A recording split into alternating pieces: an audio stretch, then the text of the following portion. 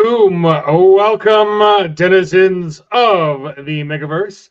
We've got a very exciting announcement from Mr. Brendan Verhalen today, and also a surprise guest. Welcome to the stage, Mr. Sean Owen Robertson. Welcome, sir. Hello.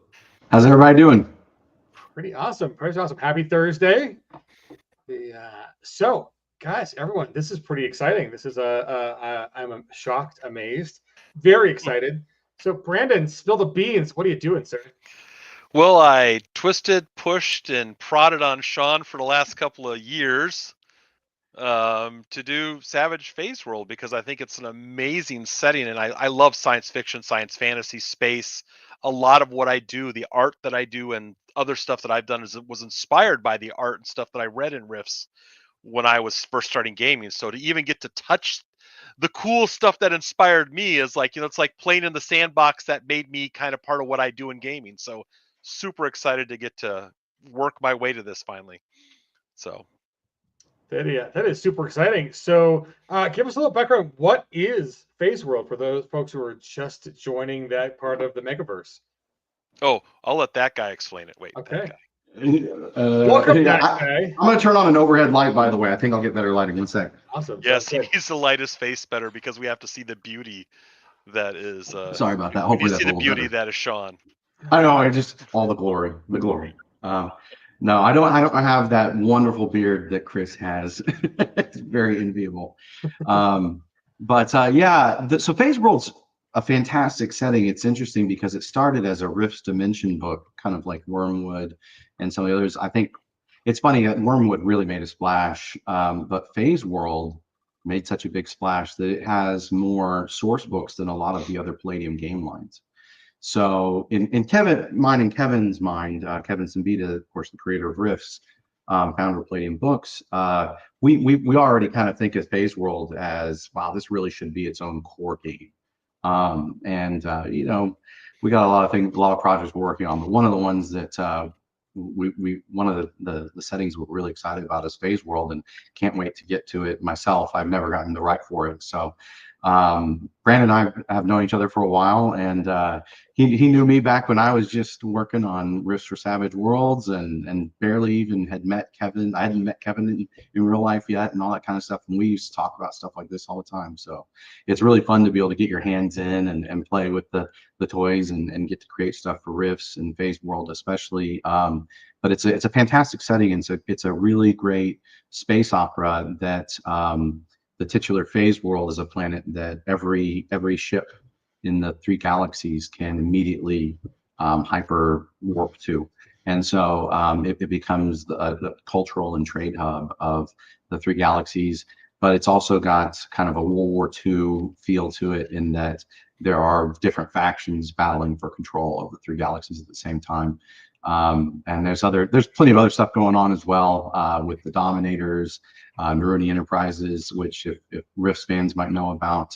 In Phase World, they're arms dealers, but they contract out huge arms deals to entire planets, arm entire solar systems, and sometimes reclaim them in debt if bills don't get paid. So Neruni repo bots are the best. Yeah. So it's a fun setting with lots of different fantastic types of heroes, really high concept science fiction, like the level of Star Wars, with cosmonauts flying around trying to, protect the Galactic Forge, and just all types of cool lore to it. I mean, pretty much any sci fantasy concept you have would fit into Phase World at some level. I mean, there's so many options with you got three whole galaxies playing. Most time you talk about a sci-fi setting, they talk about one, and obviously you don't need it to be three. It's cool, you know what I mean? So, and the way like you said, the way that center, that planet on Phase World works, they teleport right there at the planet, this huge dimensional neck. It's this, it's not only is it the center of the three galaxies in the sense of all the stuff that goes through it, it's like the center of many realities because all the dimensions it attaches to. Even while all those are not all explored, the idea that you as a GM can say, any world I want to take you to, you could use it as a jumping off point to any sort of setting you want because it's attached to all the realities. So obviously there'll be stuff that's official, but I mean, just as a GM, you could do anything you want with that. Make your own homebrew planet you take them to. So many options.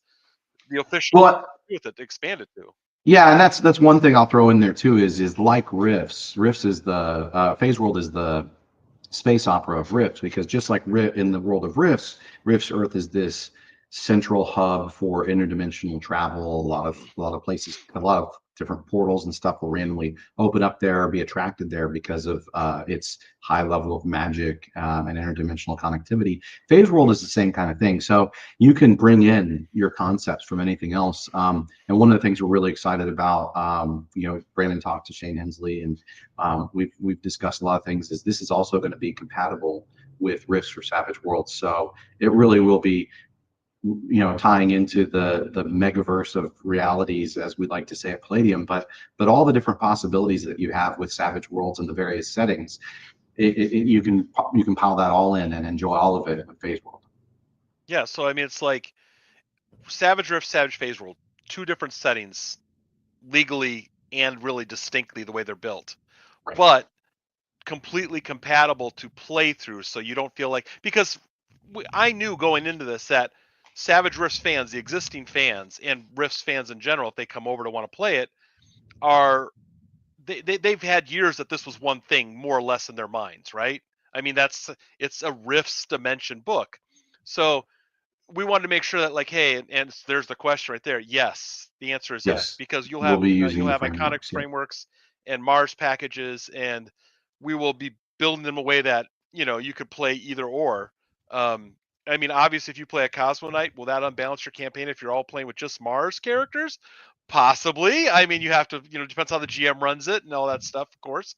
But I mean, because of Cosmonite's much more powerful. But then again, it's Rifts. Balance is not really a thing.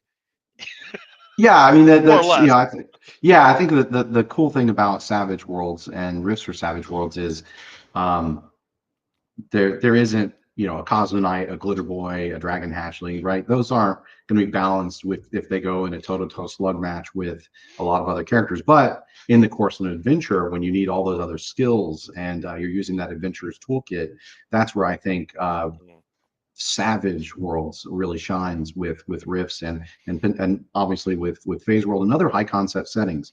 And one of the things that for anybody who's been playing, I see a lot of people chatting and popping in. You've been playing Savage Worlds for a while. You're familiar with when we did the Suede edition, the second edition of Rifts for Savage Worlds.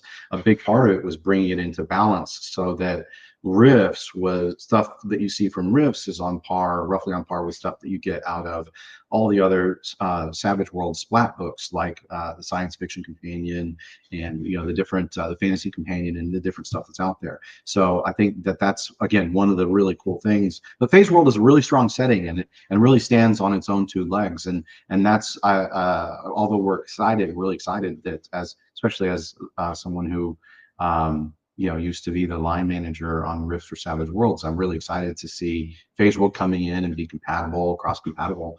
But just like it is with everything else that you have with Savage Worlds as well. So I think it's a really cool opportunity at the same time, though, to bring a really unique setting to a lot of people who maybe haven't really gotten done a deep dive on it. And it's a really cool place to adventure.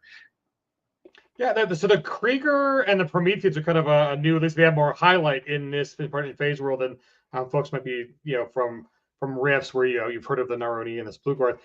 Give us a history on like what's going on with the Krieger and the Prometheans. Well, the Prometheans are, I mean, so I never like to get on camera and describe lore because I'm really good at doing it when I'm running it, but not always, Nice. So for those that worry, I will be rereading the books 5 times, and so will those working on it. But I mean, like the Prometheans are, they're sort of there's first stage and second stage, right? And the first stage are kind of like the ones you might see adventuring, and they're out there, they're learning the world. But the second stage is these mysterious kind of like godlike beings that run center, and they're quite hard to understand what their real motives are. So it's like you don't know a lot about them. That's kind of the point. Yeah, they're very enigmatic. Their motivations and their drives and why they run center the way they do and who they ally with and why they do different things is A strong plot device. yes, but you have but with the Krieger, And then there's the three major factions: the Kriegor, the United Worlds of Warlock, and the Confederation of was the Consortium of Worlds. Consortium of Civilized Worlds. Civilized Worlds, that's it, the CCW. So those are the three main big factions that are duking it out for territorial control in the three galaxies. But the Kriegor are a really great evil alien empire that's organized in a really top-down authoritarian fashion, as opposed to the CCW, which is more of like your democracy, democratic republic. And then the United Worlds of Warlock is sort of in between, and they use a lot of what Rift players would know as techno wizardry, lots of magic and techno wizardry to traverse the stars. So their approach to interplanetary travel is very different. Yeah, like riveted ships done bolted together, flying through space with magic. That's just, I can't wait to have drawings of this large riveted, looks like a space submarine flying through space in full color versus, the Consortium of Civilized Worlds, CCW, would have these, almost Star Destroyer-esque kind of, shape ships. Not exactly, Right. they're more rounded, but you get the More idea, rounded, that kind of thing. And the Transgalactic Empire has these almost weird organic kind of, sharp, like barbed, organic they look looking. like giant Yeah, space fish. yeah, they're I cool. mean, They're pretty cool. so it's everyone, they definitely have a flavor to each one, so they have very strong different appearances, and it's really hard to kind of just the scope of what you can get there. Like I said, it's on scale, on par with Star Wars for the scope of its imagination. Star Wars has been around forever and a day and had tons of stuff to build, but if you look at the ideas that are in Phase World, there's just, you take it anywhere. So Yeah, no, it's excellent. And so I think one of the cool things we were talking a little bit on the pre-show about is because there's so much of Palladium's just huge catalog that is getting revisited and expanded on. There's some smart siloing going on with this with Phase World. So I think no other company except Palladium can really handle all of Palladium. Let's be real, right? There's just so much there that there's some updates to like the Wolfrune and the Splukorth and Naruni. So you want to talk a little bit about how those are going to be treated, like for people who are a little familiar with kind of the other properties in the Megaverse and how Phase World is going to do things a little bit different with this new version. Do you want me to start out, Brandon? sure, because yours is the official answer. Right. Well, and this is coming from me and Kevin, and just so people understand, I mean, Kevin and I are really excited about Phase World and can't wait to get to it again. But one of the things that we already decided is Phase World was originally, like a lot of things, an outgrowth of Rifts, or there used to be a lot of crossover, but between, say, Rifts and Palladium Fantasy. And the other settings, and that's why it's really fun, because there's a conversion book, you can bring everything in. Very similar to the breadth of that Savage Worlds has with its many settings and books, which is why they're actually such a great fit to be licensing this stuff over with our friends at Pinnacle. But one of the challenges is when you have something that, elves and dwarves, no problem. Rift can have elves and dwarves, but when it comes to being something that's, say, a Palladium Fantasy copyrighted material, one of the big things we need to do is kind of separate out the different intellectual properties and make sure they don't overlap too much. So, for instance, if you're a fan of Rifts, you've noticed that the Naruni were dealt a big blow in the lore of Rifts, and you don't see them in new books anymore. They're very rarely mentioned, so the idea is that the Naruni are a bigger part of Phase World. Therefore, we're siloing them off so that they can be Phase World. The Wolfen Quatoria, for instance, the Wolfen are a race from Palladium Fantasy. So we really look at the Wolfen and the Quatoria, like what the Quatoria do and their culture in Phase World is really unique and interesting. So we're bringing them a new name so that they can be their own individual thing and not tied to Palladium Fantasy. So the updated name for them is the Fenrir. The Splugorth are a very Rifts thing. So there's still going to be a existential, chthonic evil empire to deal with. But the Splugorth are going to be taken out of the picture with this next step forward in the timeline of Phase World. So that's one of the things that we're really excited about. We want to make sure fans understand this is actually coming from Palladium. This is what Kevin and I want to do with Phase World as we move forward. And so Brandon came to us and was like, man, I really want to do this for Savage Worlds. And we said, cool. But by the way, here's some notes. These are some things that we were already looking to intentionally update and deconflict. So that they can be, we can expand on them. They can be more unique and a set part of that setting. No, and that's just a really great idea as far as like business ethics and licensing goes, because something like, like when the Rifts movie happens, you want to make sure that all the, one little character, if you silo things correctly, you can do multiple licenses. You can have video games, which we're going to get to in a second, but it's a really cool project that Palladium's got coming back. But there's just it's smart to do that, just because there is no production company or movie or game that can capture the entire Megaverse, right? So putting things in right, like I wouldn't even call them bite-sized boxes, because it's definitely smorgasbord-sized boxes anyways, but it's this buffet is over here. Right. This buffet is over here. Yeah, there's I don't know how many pages it is. It's is it 9 source books for Phase World now? It's like over 1,000 pages of material. I mean, it's just, there's a lot. Right, and that's just more than like 95% of all RPGs that have ever been published, right? Like there's only a select few that really get more than that ever. So yeah, well, Phase World's been popular for what? A quarter of a century now? Yeah. So half my life. I mean, for me, the part I saw a question, somebody said, what are you more excited to work on? And for me, honestly, there it is. Funny you should put it up right away. It's like you read my mind. I'm actually excited to work on the parts that we get to update a little bit, because the other stuff is there. You can read it, and it's nice to have the conversion stats to not have to do all the work, but to get to see what's going to take the place of the Splugorth. The Fenrir Quatoria, their story, might get a little tweak here and there to make it more its own, because it's in this setting. It's not going to change massively. That's not the point, but we get to add a little detail. And, star elves, dwarves, they're kind of like, they're not, we get to inject some new stuff into them and really, add a little bit to them. Everything is approved by, will be approved or rejected by Palladium, and only approved stuff will show up. But so we're not going to add anything that Kevin or Sean don't want there. What we're going to do is try and say, we have these ideas, do they fit?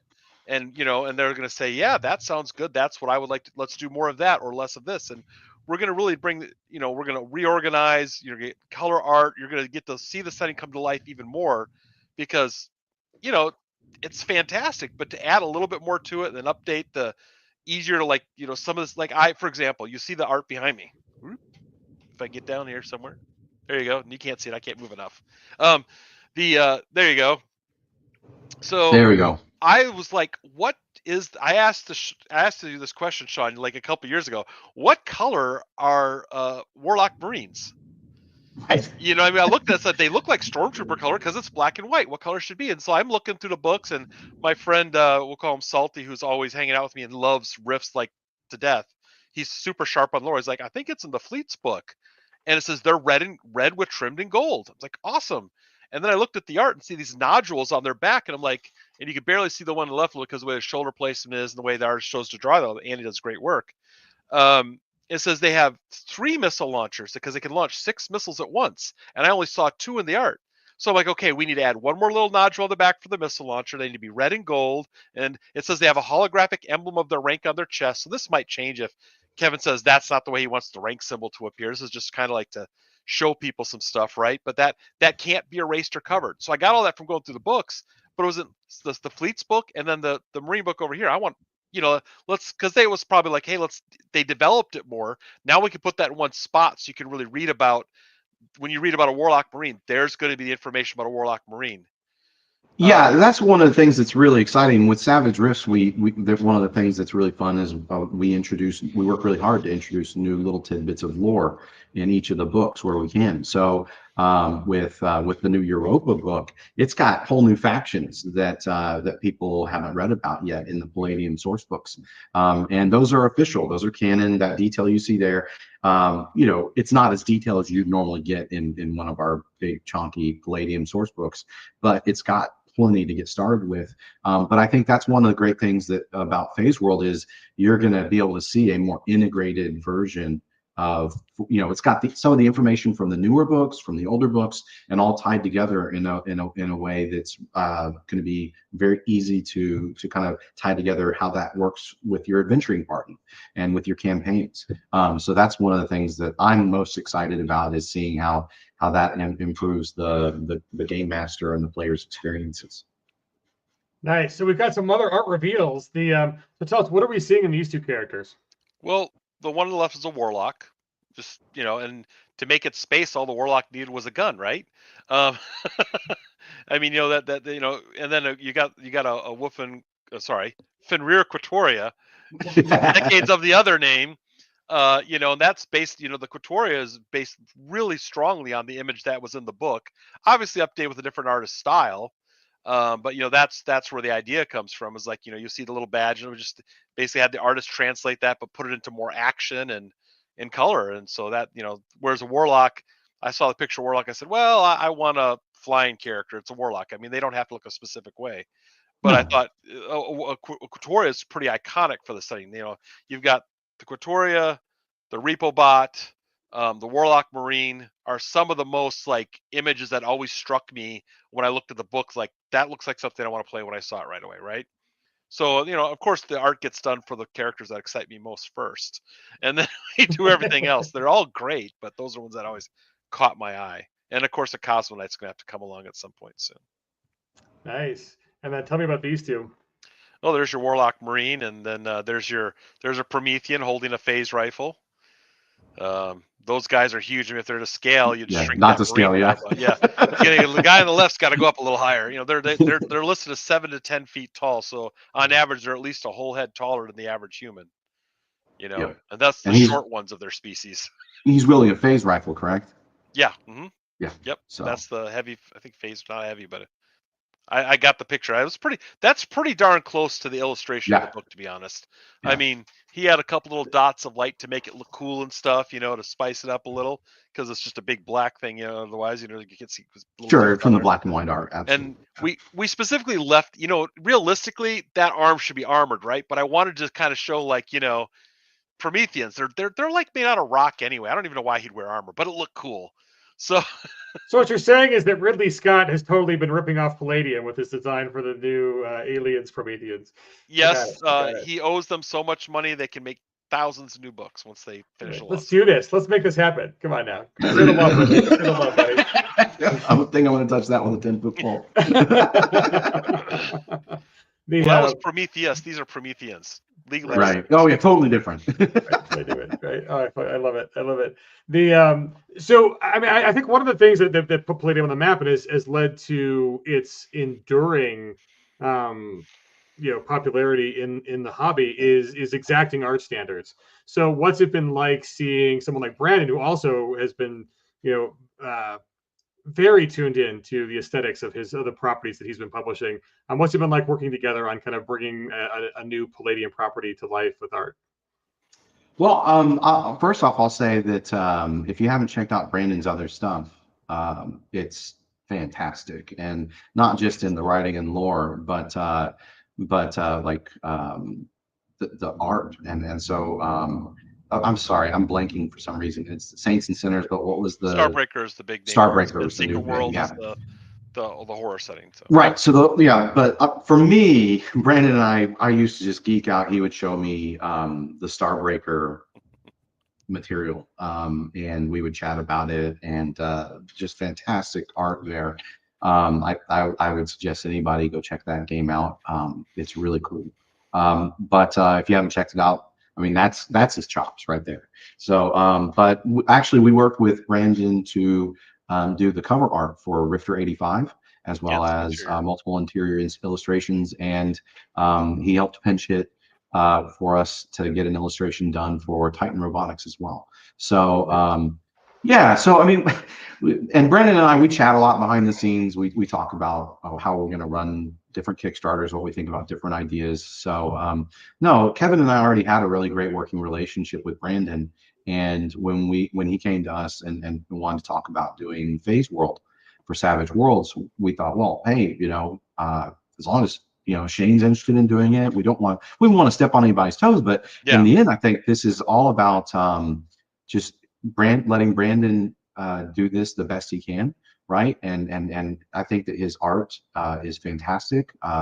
And I think it's just going to help grow the fan base around Rifts and Savage Worlds in general. So I think it's a really fantastic project. And as you can see from the preview art, it's it, he does good work, and I think you're going to see really consistent quality, just like he has in his other two previous role playing game projects. I think I give all the credit to the artists who I annoy to death on. Yeah, but the hand doesn't look right. I don't like that eye. You know what I mean? And it's not that they don't see it; it's just that they don't see it. If you know, like they're looking at things a certain way, and there's the way that I think it should appear. Right? They're not always wrong. And I definitely can't draw like they can or color like they can. But what I can see is like why is that arm smaller than that one in that position? Why? And I'll take a picture of myself holding a rifle like this, going, why would your arm be like? How could you bend your arm like that? And on the other hand, I've also seen pictures of real people in positions you didn't think they could be in, and that art is actually accurate. Like that's weird. That's really how a person would actually look, but it doesn't necessarily look good in art. So Right. It may there's not the look real like a world. natural pose or Yeah, yeah. it may be a real world pose that you can do, but it looks weird in an art static because it's not moving. And so it's just me saying, hey, I want it this way. And when I've sent the art to like Sean or Kevin, before I shared as fan, this I was telling people was fan art at first because it would have been if the contract didn't get signed. Um, expensive fan art. But Expensive pin art, yeah. I mean, I sent it to them and they're like, I've never really had a negative experience. I've had like, hey, with these pieces, there was no, hey, I really don't like that. Don't use it. I mean, this may Yeah. not end up in the book even, it might just end up in advertising, but for various reasons, I might say, hey, I want a different look in the book, but I needed something to show when we started this that, hey, we can do stuff that looks good, right? Otherwise people are like, what are we buying from you? But, I mean, I get really positive feedback. I think Kevin seems to be more, generally speaking, the interactions I've had, which have been smaller with Kevin, more with Sean, really oriented towards like, he'll see art, if he sees something visually, he'll grab onto it right away if he doesn't like something. And Sean does that too, but when I said something that's not right for writing, Sean's all over it for me. It's like, Oh, no, nope, Yeah. we're not saying that. That's how you should word this. Don't miss that. And I'm like, yep, you're Yeah. right. And then it's good feedback because they tell me what they want me to fix. And in my career, I've been doing this what, 5 years ish now, realistically. Yeah. Well, Yeah. in full production, actually like 3 years, right? So I've done I've done a reasonable amount of Kickstarter stuff, but they have a wealth more knowledge of me. I mean, Kevin, what, 40 years ish? Yeah. 43 years. Yeah, so 43 years, make it all the way up there. But yeah, so there's a wealth of knowledge to learn from, and I appreciate that because it just makes me better at what I do. Well, I think it's those exacting standards, and that Kevin certainly has an eye for art, right, as an artist. And I think that's, being demanding on getting it right is what powers the Palladium brand. I mean, that's why 35 years later, 30 years later, 25 years later, for all these seminal projects that have come along the way, you can go back and pull the covers, and they are as relevant and awesome today as they ever were. So, I think that's part of it. It's great having that level of control over the brand and over just quality. Right? That's the thing. It's like no excuse for lack of quality. Well, again, that's why we wanted to work with Brandon when he came to us for this project. And we've been, there's a lot of different projects we've been working on at Palladium lately. And so there's a lot of, and then Kevin's partner of 20 years passed away last year. And so there's just all these balls and different things, juggling all this different stuff. But Brandon was fortunately very, very patient with us, and we finally got this contract knocked out. It was never really a question about like terms necessarily. It was just getting these contracts can be Understanding, complicated. just so like Yeah, where you come from, where I come from, why are we agreeing to it? It was never negative. It was not a negative experience. It's just the process of no, making never. sure Well, and some was we okay. agree to. Going through and saying, okay, let's go through all the books and make sure these are the different things that are going to need to be updated in how they're presented in this IP, because this is how Kevin and I want to present it in the IP moving forward, right? And so we kind of had to like jumpstart some of that to make sure that Brandon could have that clearly written out in the contract. But no, we've really loved working with Brandon. We think he does really fantastic work, and so and he works with top-notch people as well, artists and writers, and producers and stuff. So for video and stuff. So I mean, he's right up there in quality, and so we're really excited for him to be able to bring this to Savage Worlds players. That's awesome. All the people I've pestered along the way. Hey, that's how you learn how you make sure you don't make mistakes, right? The Joseph asks, is it assumed we'll need the base Savage Worlds books to play, or would it be setting specific rules? We included the new book, assuming not too early in the production process. So, yeah, what do you need to pick this up? It's definitely a separate property. It's a Okay, separate. It's a standalone setting. we can't require, and we wouldn't want to require you to have to buy Savage Rift's books to play. That would be absolutely a licensing nightmare and an issue. What you do need is the core Savage Worlds book and whatever this book comes out as, or if we do a second book or whatever.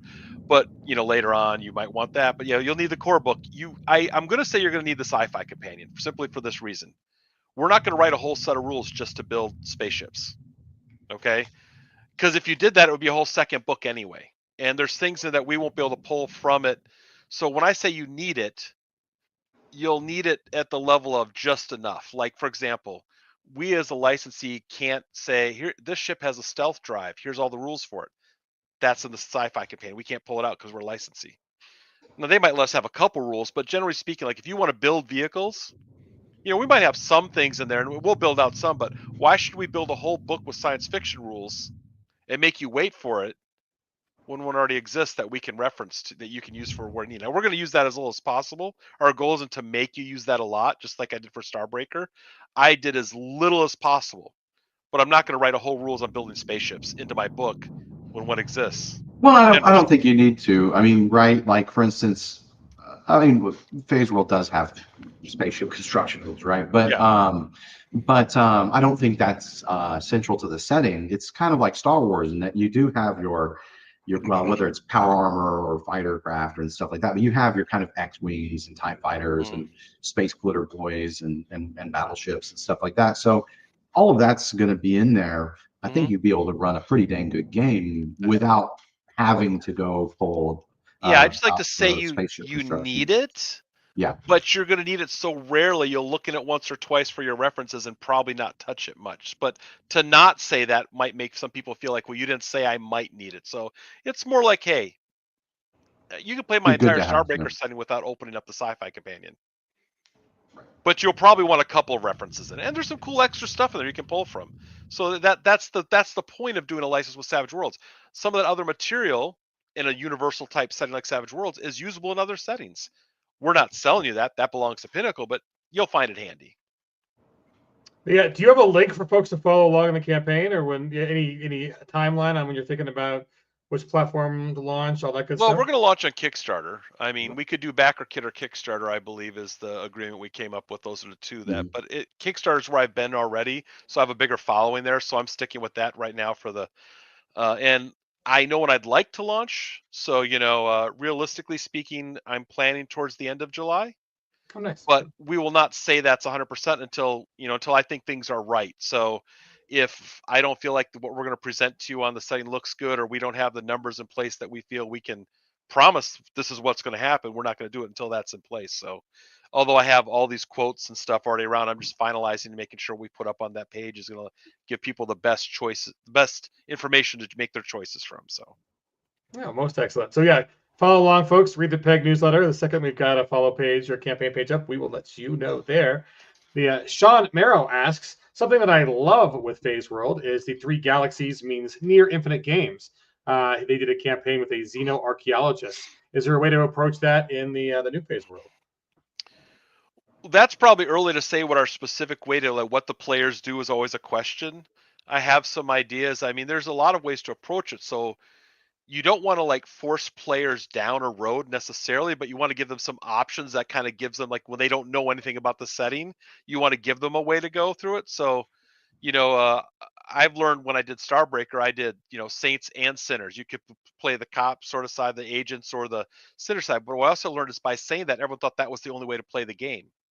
That's not true. So I think there's going to be the good way to approach a few things, like, Savage Rifts has the Tomorrow Legion, right? To kind of give you a focus to go through that world if that's what you want. And so I think we're going to want to have some kind of, I don't want to say organization, but something that kind of drives people, like a way to play the game that for people that are new to it. At the same time, we want to stress that, hey, you can approach it a lot of different ways. So I think we'll put in some sort of adventure seed ideas for other ways to approach it. And when we get closer to that, we'll share more information when that's nailed down to something we can really define very clearly, versus right now, like the nebulous, we have some ideas. Nice. We do have some Awesome. ideas, though. I mean, this is stuff that Brandon and I have talked about, what, a year and a half, 2 years ago, right? So, I've been talking to you for this since I was telling Landauer when I first approached you about Phase World.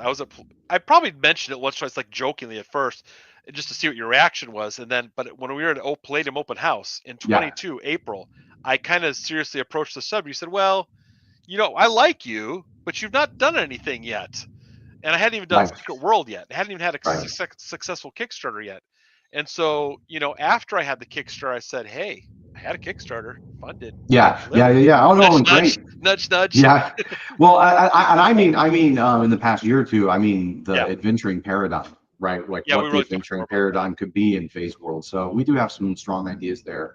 But I think you do need to set something. I think that Brandon's absolutely right. I could see, like Sean asked the question about what about xenoarchaeologists? Well, Hmm. even if you had a separate organization that did missions associated with that and other more humanitarian stuff, kind of like Tomorrow Legion style, right, where you have this wide breadth of different kinds of adventure. Well, I could see a CCW crew doing that, right? This crew of a CCW ship, or even a Kriegor, or Worlds of Warlock. So there's a lot of ways where, just like with Savage Rifts, you can say, okay, well, this says the Tomorrow Legion, but any faction, I could substitute in other factions, or even be working as a mercenary company that's being hired by somebody to take care of this same kind of problem, or you get in the same kind of trouble that adventurers often get into. So I think that it'll be I'm expecting it'll be something that it could be easily swappable, and that again just opens up the avenues of gameplay for players out there. Because no Nice. matter what idea we come up with, you'll be able to do your own thing. We're just giving you something to inspire you to start with it. And there might be more than one option over time, but we got to start with something. You can't just put 30 options in the book. You can't write that book. Well, you could, but you'd hate yourself.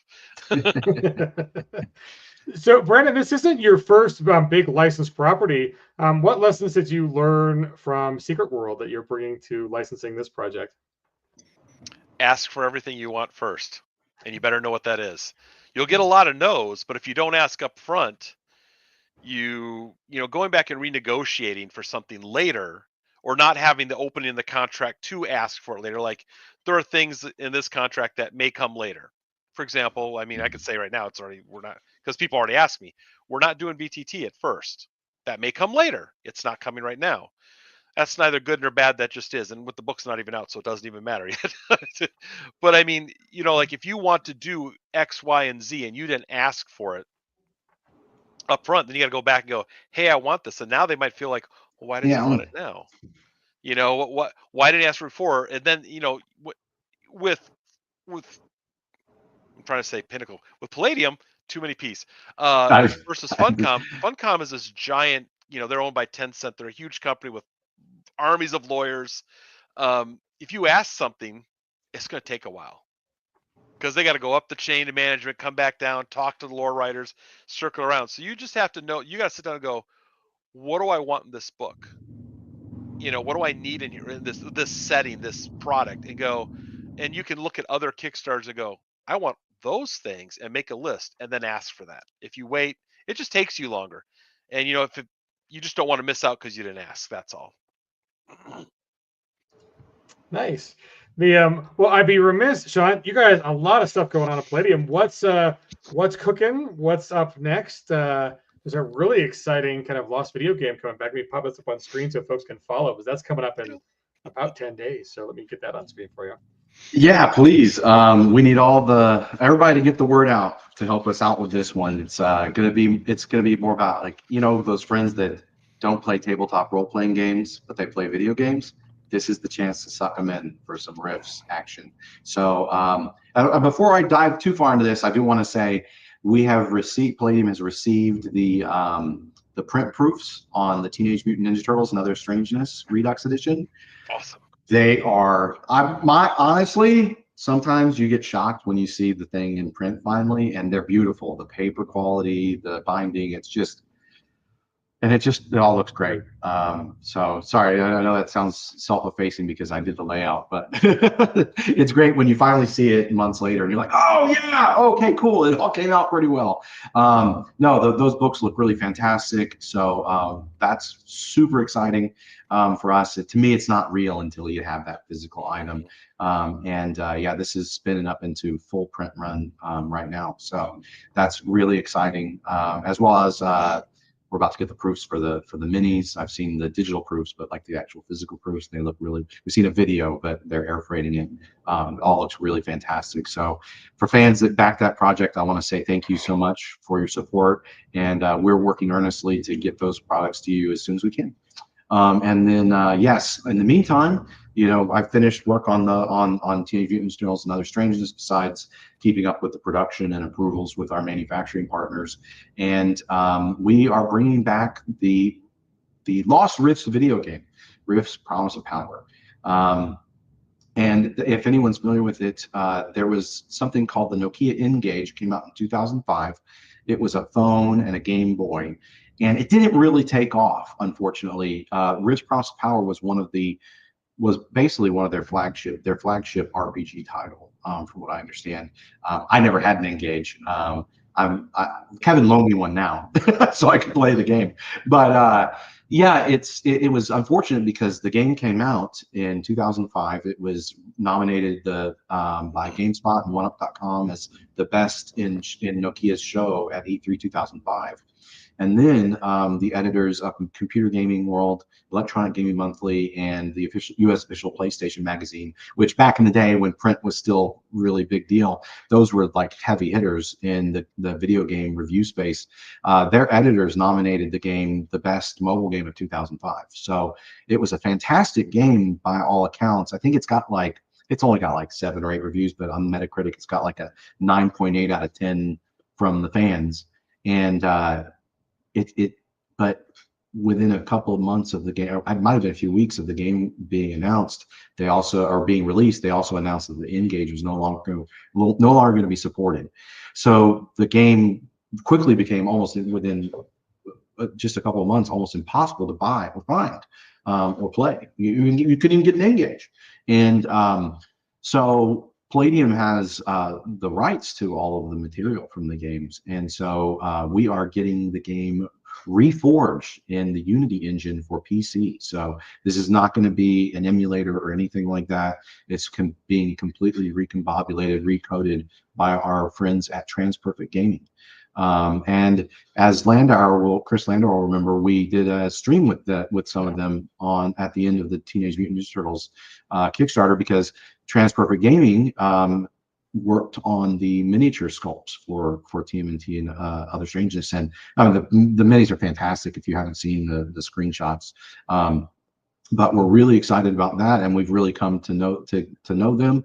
And so one of the challenges with video games is we're a tabletop RPG studio. How can we produce a video game even if we have rights to it? Well, the answer is as a trusted partner like Transperfect Gaming, kind of like working with Anvil Studios. We're super excited to work with them on Phase World for Savage Worlds. This is a really great team to be working with. They do video game localization and DLCs and a lot of stuff like that, and so they have the ability to do a project like this, where they can take the existing material and bring it to fans on the PC. And we're going to also have stretch goals to bring it to other to consoles, mobile phones and devices, as well as Linux and Mac. So that is fantastic. Yeah, so we've got some really big stretch goals. A couple of big one of the big things that the base, if we just barely make our funding, hopefully we do a lot better than that. But even if we just make our funding, one of the big things is that the game will now be no longer be the size of like a large postage stamp in visuals. It'll be expanded the aspect ratio for your computer, and I think that's really exciting because the graphics really hold up actually. Feel a little retro, right? But it's a lot of fun. And then we have stretch goals for the big ones are to do a completely new soundtrack for the game, as opposed to the more chip tune, smaller file sizes that were needed for the N-Gage, as well as either an HD overhaul, bringing all the art to high definition, or if we get an even higher funding goal for that, we're going to completely redo all of the art for the game so that you can play it in a mode that the idea is it will look like the cover of a Rift book, like with full color, painterly, not photorealistic, but painterly realism. Yeah, and that's why we hope that everyone will back this and help us out, because these goals, there's often these smaller goals. Like one of the goals is a button, kind of like if you ever played like the Halo Master Chief Edition. One of the lead developer worked on that for Microsoft, as well as Crimson Skies. So he's got some chops. And I one of love the things Crimson Sky. It's such a yeah, great I know, game. me too. That was a fantastic game. But one of the cool things about that was you could turn off the old graphics and the new graphics in the Halo Master Chief Edition. And we're looking at, if we unlock these fantastic new style of graphics, that you'd be able to, while you're playing the game, switch back to, oh, what did the original graphics look like? What do the new graphics look like? And yeah, modernize those visuals. The game actually has really great tactical turn-based RPG mechanics, which are reminiscent of Final Fantasy Tactics, and I would say Fallout, or not Fallout, Fallout Tactics actually, and why am I blanking? XCOM. So but it's a really fun campaign. It's really a fantastic setting for a video game. And so we really hope that, and then we do, and just if we don't hit some of these stretch goals, that doesn't mean that we wouldn't want to bring the game to consoles later as well. So we hope that everybody will support the project and help us get people excited about it. Yeah, this is the chance to, if you know people that would love this kind of video game, this is the time to get them in and maybe to start reeling them in towards role playing if you can. But if not, I think it's going to be a fantastic video game. All the reviews, a lot of them in the industry, were from people who never played the tabletop role playing game. So if you love the tabletop role playing game, I think you'll really love this game because you do move tactically and you gain multiple party members and level them up and gear up. Got 17 classes, so everything from Glitter Boy to Cyber Knight, Burster, Leyline Walker. So you can, and as you go through the game, you can get new allies to help you out. So that's pretty fantastic too. That you can go through and play a game like that. That's got the tactical crunch side, but also the fun storytelling, and it feels like Rifts. It's Rifts, so it's really fun. I'll play test for you if you need some help. Absolutely. I'm sure I can keep my mouth quiet. I won't say it's all fan art and share stuff. Nice. So Dubuque asks a cryptic question. I think he elaborated below, but it made me think of something else. Any other, besides Turtles, any other non-riffs goings on in the plans you could talk about Palladium? The rest of his comment down there said any other Palladium games that would get savage someday. He did. But I'm just curious, John. Nothing I'm ready to. There are some things in the works actually that I'm really excited about, but it's not time to announce those yet. Sounds good. Sounds good. So, but no, and just so people know, one of the cool things about Promise of Power and getting that reforged with our friends at TransPerfect Gaming is that, of course, if we redo a lot of the art, right, there will be more approvals and we need to technology to approve all of that new art. But other than that, that's largely their team will be working on that. Their studio, we work on it. It's a game that already exists. It's a high quality, I guess nominated, multiple positive nominations for Best of the Year. So this is a well-known game that they're going to be moving into the new Unity engine, for people to play. And that means that Kevin and I are still focused on Palladium books and making books. So I'm actually working right now on Chaos Earth First Responders. And we're getting a lot of art done on that with Stephen Cummings. He normally he's super busy with doing Marvel comics. He did the Mandalorian, Ahsoka. He worked on Fantastic Four, but he has a little bit of time, and so he's helping us do a lot of fantastic art for that book. I think it's going to be really exciting for Chaos Earth players and Rifts players, because you can see what was around right when the apocalypse happened. A lot more of the civilian side of stuff, not just Nima stuff. I think it's really cool. And then we also have a lot of art being finished up for Bestiary 2. So Bestiary and writing is also being finished up on Bestiary 2. So we have the wheels spinning on a lot of projects for the tabletop as well.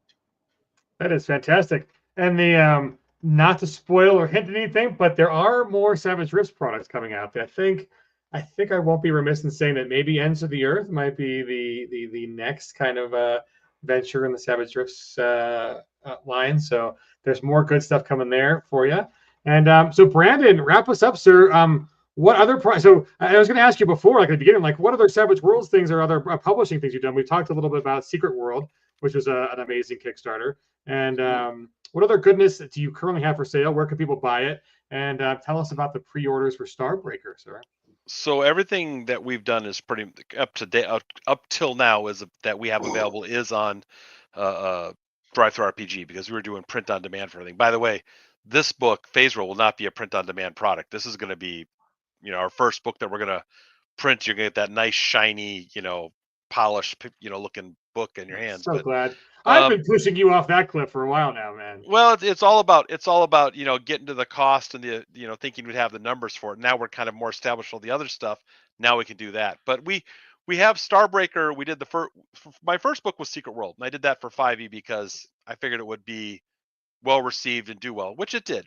But as soon as I was able to get to it, we did the conversion for Secret World to Savage Worlds, which is what I really wanted to do, but wasn't sure if it would have the following. You never know, right? It's like a risk, and it could have been just as well, but we decided to do it second.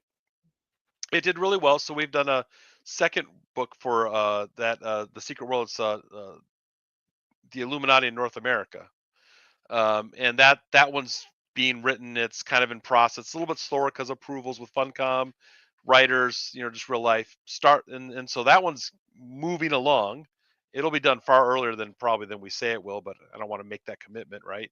And then we want to deliver on time. And then we did Starbreaker Star Marines, because I had so much I had wanted to put in the first book, kind of like Phase World. I was reading Kevin's comments. I had so much I want to put in this book, there wasn't room, right? And he had all these ideas, and I just felt like saints and sinners, secret agents and criminals. Oh yeah, and Star Marines. That seems like a bit much, So I saved that, and now we've expanded a whole new sector of space for that, and that's still in. You could still pick that, pre-order it now. That's close to finishing editing. Art's almost completely, just coloring it right now. So it's going to go into layout soon. That book will come up much sooner than we promised, but again, I won't say until it is. But if you want to pre-order it now, you'll get it really soon. And then then we're doing Phase World next. This is the book I've kind of, that's why I've been waiting to do this for a while, because I knew it was coming, and I've slotted it out for this year because this is what I really wanted to do for a while. I've been waiting for this one for a while. I'm super excited. So nice. It would be great if it could sorry, I already said if it could be great if it could revitalize the Secret World RPG. I mean, I'll tell you right now, I've seen that a lot, but I'll tell you that as much as we're fans of Secret World, you'd have to buy a lot of books to make a move on that deal. I mean, not because it's a bad game, but because the number of people who are into it's not, like we've sold like 3,000 books. I mean, that's all orders, backers, copies of extra copies, whatever. That's great. But if you want to get Funcom excited, we need to sell like 30,000 books, to make a dent in them, because that's just the kind of numbers they want for video games. I mean, just to even make them think about it, I'm sure, even though it'd be awesome. Yeah, they're very different markets. Never the twain shall meet. I mean, they often meet, but the expectations between video and tabletop are worlds apart. But the quick last question: any Rifts fiction on the horizon there, Sean? Not as much. We're actually really focused on books. So Kevin and I talked about that a few years ago when I first joined him at Palladium. Actually, like 4 years ago now. But yeah, we're really focused on core books and source books, and moving the brand forward as well. I think that's one of the things that people are going to be excited about when we kind of under promised and over delivered on this one. But the Teenage Mutant Ninja Turtles and Other Strangeness book has a very revamped core rules set. So it's the same core rules with a lot of times what people say is they're like, oh, I always thought that's what it meant. Right, when there was something that maybe they weren't really clear on in maybe the action economy or different things like that. We've updated a lot of the terms, so it's not actions per melee, it's just actions per round or your number of actions. So but it's the same game, right? So that's one of the things that we're looking forward to seeing how fans like that, because the second book also has comprehensive vehicle combat and stuff like that. But yeah, we're focused on rule books and not novels. And we are, speaking of which, the Rifts novel, it's interesting, where it was the original Rifts trilogy. I think it was Deception's Web, Treacherous Awakenings, and I can't remember the other one. But anyways, those are nearing end of running out of our last print run of those. So who knows, maybe we'll come out with an omnibus or something like that. I think that's something that's a thought that I've had, that Kevin and I have discussed, but we'll see what happens. I don't have anything definite on that yet. But we are thinking about including some I guess you call it prose, some written material with the Promise of Power relaunch as well, so that you can get some of the short stories that are harder to get a hold of otherwise and stuff like that. Nice. Sonic Boom was the third one. Sonic Boom, that was it. Yeah, I think that was actually I think that was like the first novel, but yeah, that was the third title, exactly. Absolutely. Nice. Well, I'm very impressed, Brandon. Congratulations on landing an amazing license. And thank you, Sean, for allowing Brandon to play more in the Megaverse. It's really exciting to see all the good stuff that's coming out. The fans are very excited. So, folks, if you're out there, go follow the Lost Rift video game campaign. The link was in the chat. There are, I'm watching the number go up as we're having the chats. There are more. You guys are getting there. That's an amazing opportunity. I mean, I don't think fans might not know how hard it is to get a licensed video game, period, let alone revive one. That's congratulations on just doing the heavy work and lifting there. I can't wait to see what the TransPerfect guys do with that. They did a great job on the Turtles campaign, so I'm excited to see what they do with the video game. But that's super exciting to see that come back to life. And yeah, all good things coming out for Palladium. And then Brandon, congratulations again on grabbing that. Hopefully, we'll see this as early as July. It's super exciting though. Phase World is a crazy cool property. Glad to see that there's gonna be more Savage Worlds goodness coming from the Palladium folks, and it's a tag team made in heaven, all that good stuff. So the out of that, guys, we're at our hour. Thank you for tuning in for Savage Universe. Thoughts go to JM, who's getting better, and we're taking the night off. And we will see you probably as early as next week. But on the Pinnacle front, we have something cool coming in July too. Maybe a little Doom Guards coming back. So keep your eyes out. Check out the newsletter. And other than that, again, subscribe to the Palladium newsletter. Subscribe to the Pinnacle newsletter. Get all the news. Buy all the things. Play all the games. And so we can keep doing this for you for another 45 years. So share all the links. right. Do all the links. Click them all. Follow everything. So we appreciate everybody out there for tuning in, and thanks, Sean, and thank you, Brandon. Really excited for Phase World. That's I mean, it's got to be the biggest ace grab on licensing ever. I mean, even more than BattleTech, really, because so good. Anyways, awesome job. Congratulations on that, and I hope all good things for your campaigns. And looking forward to Turtles when it comes out. Appreciate it, guys. Thanks. Take it easy, guys. Have a good night.